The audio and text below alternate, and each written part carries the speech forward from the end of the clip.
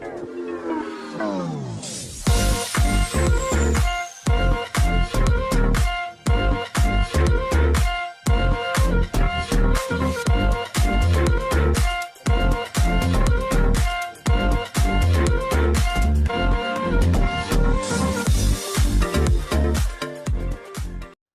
semua, salam sejahtera Malaysia. Selamat datang ke channel Fels Lifestyle.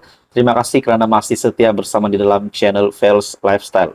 Setelah kita digemparkan dengan kenyataan Presiden PAS sendiri, setelah kita digemparkan dengan kabar angin bahwa terdapat cakap-cakap PAS mungkin akan menyertai kerajaan. Nah, ini menjadi satu spekulasi besar yang pasti mengejutkan ramai dan juga bagi saya pasti memeningkan ramai orang.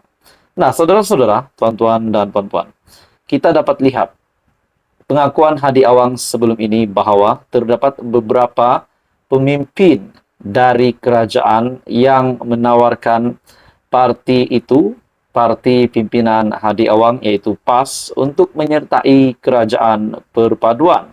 Pengakuan Hadi. Nah, persoalannya saudara-saudara, kita dapat lihat PAS adalah parti yang mempunyai kerusi terbanyak di dalam semasa PRU 15 yang lepas.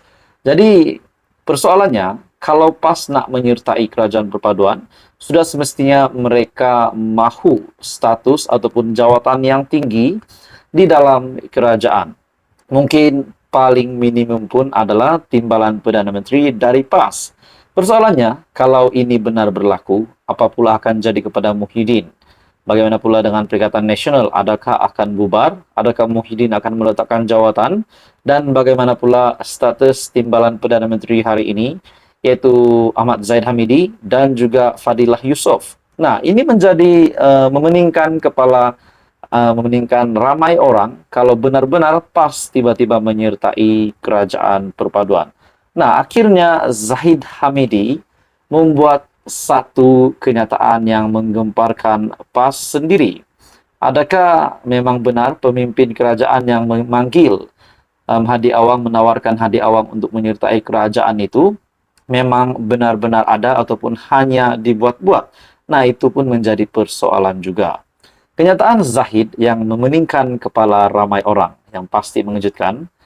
PAS jangan nak perasan, berangan sertai kerajaan perpaduan, kata Zahid Hamidi. Wow, bagi saya ini satu kenyataan yang pedas untuk diterima Tan Sri Abdul Hadi Awang sendiri. Kenyataan timbalan Perdana Menteri satu yaitu Ahmad Zahid berkata PAS jangan nak perasan.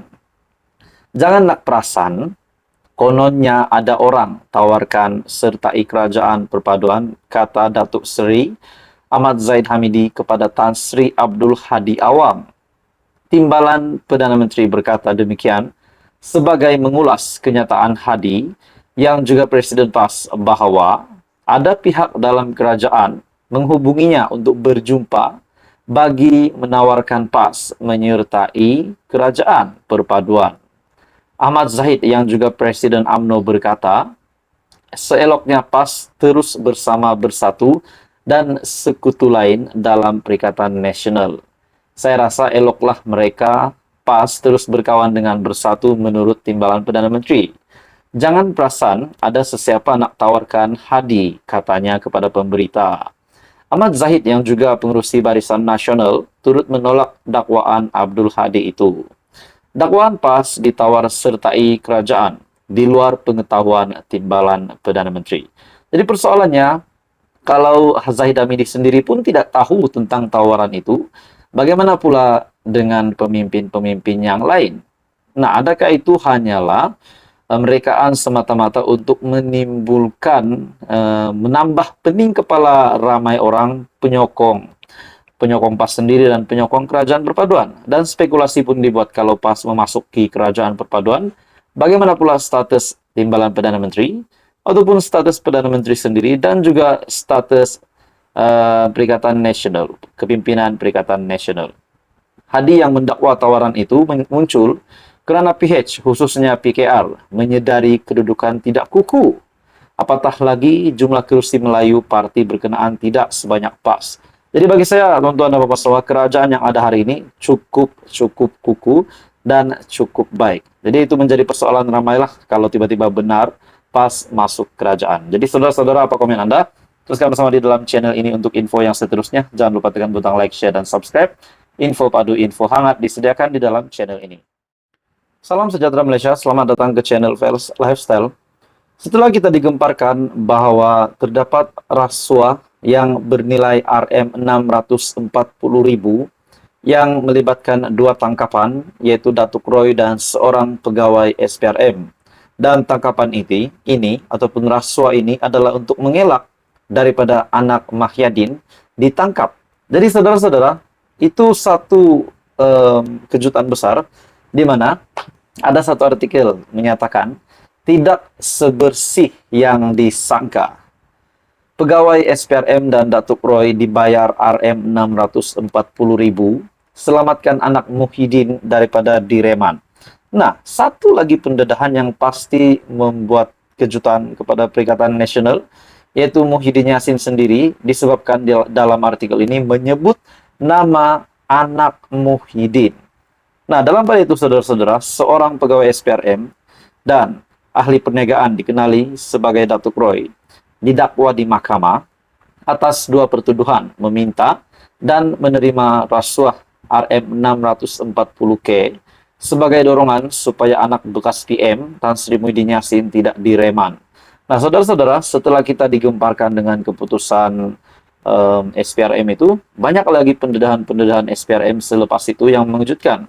Di mana satu lagi pendedahan yang besar, yaitu SPRM pula tiba-tiba menyiasat Petronas didakwa terlibat rasuah proyek bernilai Rm399 juta di Sarawak.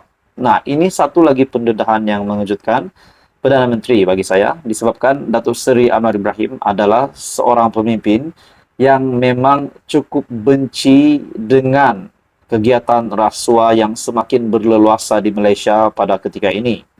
Nah, saudara-saudara, pendedahan ini, SPRM berkata, Petronas memberi kerjasama penuh dalam siasatan melibatkan proyek bernilai Rm399 juta di Sarawak. Didakwa terlibat rasuah proyek bernilai Rm399 juta di Sarawak. SPRM siasat Petronas. SPRM memaklumkan pada hari Jumaat, yaitu pada 26 Mei, bahwa ia sedang menyiasat dakwaan rasuah yang melibatkan syarikat minyak negara, Petronas, dan syarikat antarabangsa dalam industri minyak dan gas. Menurut kenyataan dari SPRM, Petronas telah memberikan kerjasama sepenuhnya dalam siasatan yang melibatkan proyek bernilai Rm399 juta di negeri Sarawak. Dalam pada itu, pihak SPRM tidak menyatakan proyek atau syarikat antarabangsa mana yang sedang disiasat. Manakala pihak Petronas pula tidak memberikan sebarang komen. SPRM berkata, ia telah menemui beberapa kelemahan dalam amalan sistem dan prosedur kerja semasa siasatan mereka. Siasatan selanjutnya akan dilakukan di bawah Akta SPRM 2009. Dan sehubungan dengan itu, Suruhanjaya telah mengusulkan penambahbaikan prosedur operasi standar SOP sebagai langkah pencegahan. SPRM menggesa pihak yang mempunyai sebarang maklumat berhubung kes ini untuk memberikan kerjasama dalam membantu siasatan. Nah, bagi saya ini satu lagi pendedahan yang pasti mengejutkan ramai berkaitan dengan rasuah proyek bernilai Rm399 juta di Sarawak. Jadi saudara-saudara, apa komen Anda? Teruskan bersama di dalam channel ini untuk info yang seterusnya. Jangan lupa tekan butang like, share, dan subscribe. Info padu, info hangat disediakan di dalam channel ini.